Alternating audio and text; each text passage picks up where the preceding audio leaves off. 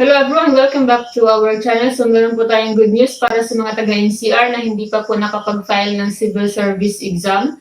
So nag-extend po sila ng oras dun po sa mga malls kung saan maaaring mag-file. So before, 9 a.m. to 3 p.m. lamang po sila sa mga malls. Pero ngayon ay hanggang 4 p.m. na po silang tumatanggap ng applications. Pero take note po na nagko-close po sila kapag na-reach na po nila yung number of applicants within the day.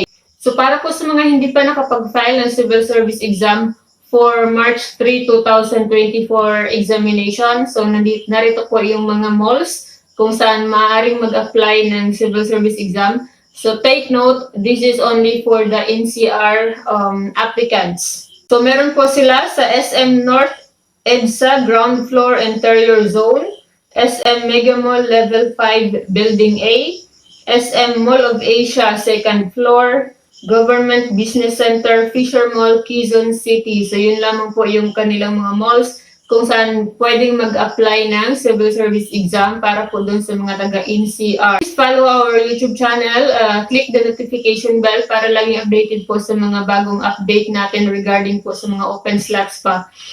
So, i-check po natin lahat ng region. So, mag-upload po tayo ng mga videos, updates for every region. So, balik po tayo sa NCR. Wala pong tinatanggap na application sa NCR Civil Service Commission Office sa NCR at pati na rin po sa mga field offices doon po sa NCR. Hindi po sila tumatanggap ng application. So, lahat po ay nasa mga malls na nabanggit. So, take note, queuing number will only be distributed dun po sa mga mayroong kumpletong requirements. So make sure na bago ka po pumila, so make sure na kumpleto yung mga requirements na dala mo. So to remind everyone, so narito po yung mga complete requirements na kailangan dalhin bago pumila para mabigyan po ng number. Dahil sayang naman yung pagod mo kung pag hindi ka mabigyan ng number dahil hindi kumpleto yung requirements na dala mo. So, the following requirements must be with you. So, fully accomplished application form. So, dapat na-accomplish mo na or na-fill upan mo na yung application form.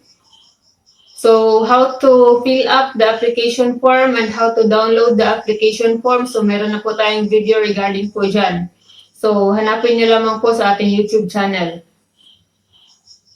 So, 4 pieces, passport size, photo with name tag and signature. So, meron din po tayong video na complete requirements for the civil service exam.